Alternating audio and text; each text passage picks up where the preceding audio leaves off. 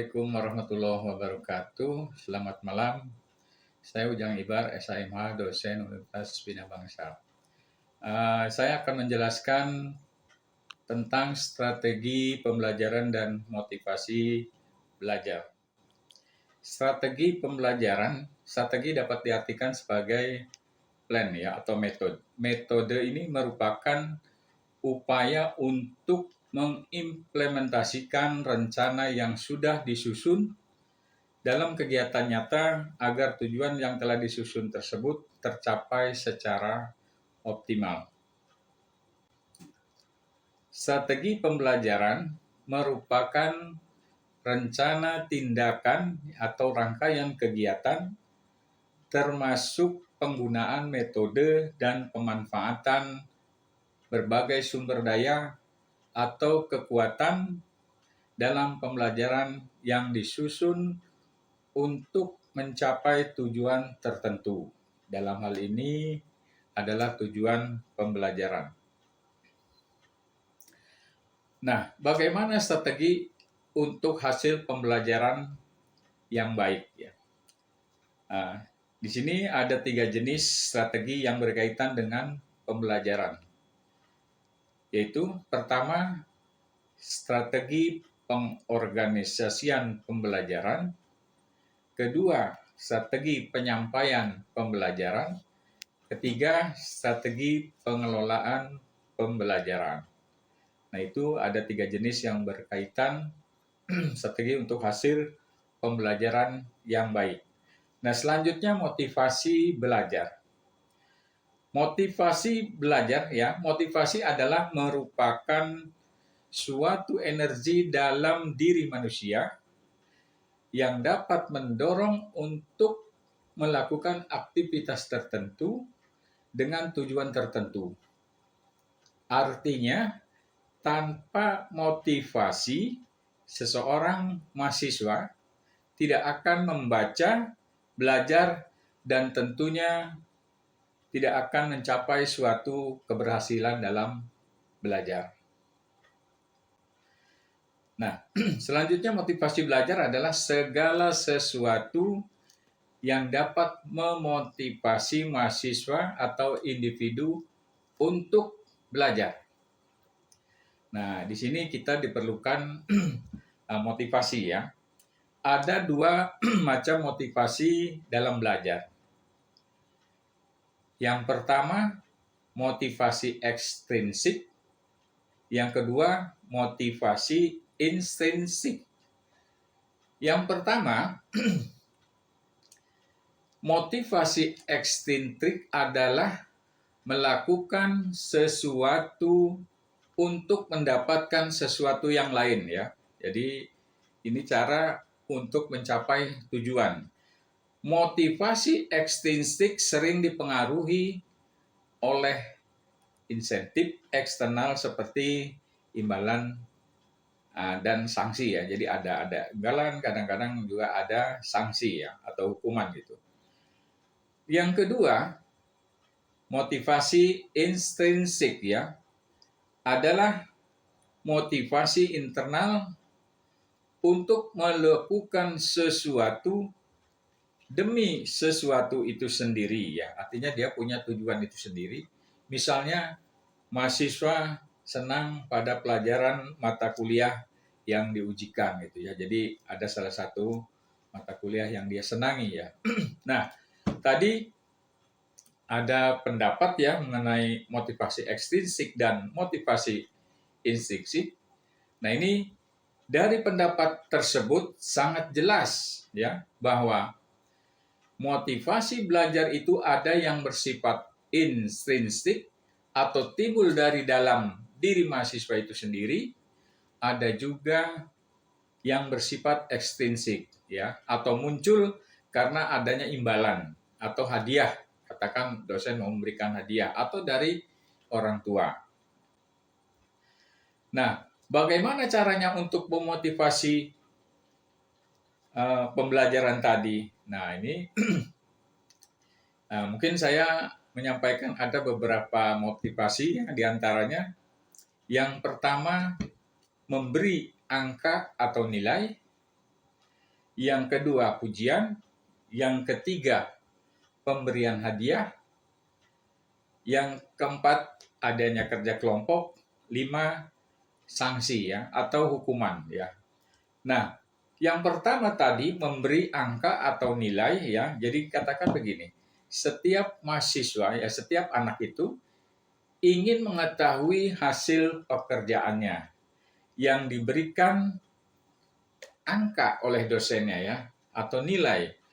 Mahasiswa yang mendapat angka baik atau nilai baik akan terdorong motivasi belajarnya. Dia belajarnya akan menjadi lebih giat lagi. Tapi sebaliknya, mahasiswa yang mendapat angka kurang ya, kurang. Nah, ini akan mendorong untuk lebih giat lagi karena tadi yang nilainya baik dia pasti mendapat angka yang bagus ya, yang baik. Nah, sedangkan yang kurang ini dia akan malu melihat teman-temannya rajin ya, nilainya bagus, maka dia juga terdorong untuk lebih giat lagi dalam belajar. Yang kedua pujian ya. Jadi pujian itu kita udah tahu lah ya. Jadi pemberian pujian ya kepada mahasiswa atas apa yang telah dilakukan dengan berhasil ya. Artinya ya pujian lah ya, bisa dari teman, bisa dari dosen, bisa dari orang tua ya. Karena dia telah berhasil ya atau bagus lah gitu ya. Yang ketiga pemberian hadiah. Nah, cara ini juga dapat dilakukan oleh dosen dalam batas-batas tertentu ya. Misalnya gini,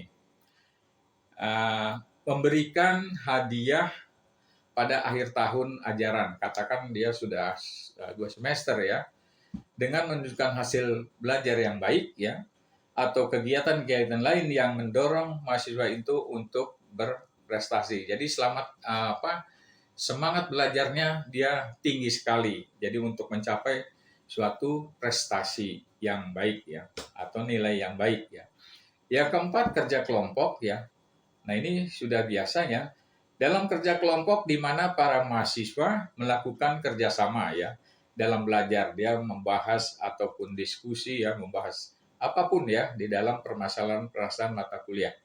Nah, pada anggota lainnya, ya ini juga akan menjadi pendorong ya untuk semangat belajar. Katakan gitu, kelompok 1 nilainya baik-baik. Sedangkan kelompok 2 dan lainnya ini, kita bisa melihat kelompok 1 bisa mencapai nilai A, katakan. Nah, ini akan mendorong kepada kelompok atau anggota lainnya untuk semangat belajar. Yang kelima ya, hukuman atau sanksi ya.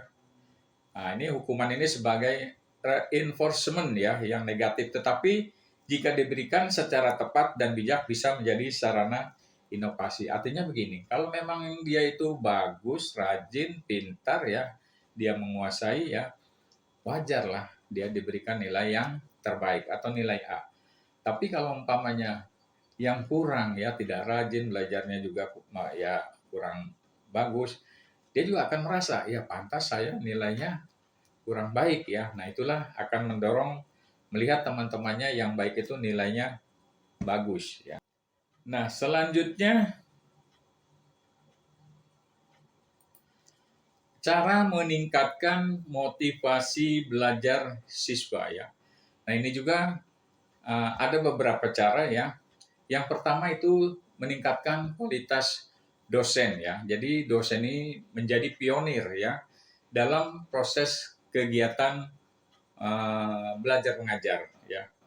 Nah, oleh karena itu sebagai seorang dosen harus sadar diri dia terus melakukan peningkatan kualitasnya ya. Jadi tidak hanya berbicara soal kualitas mengajar pada mata kuliah yang diampu ya.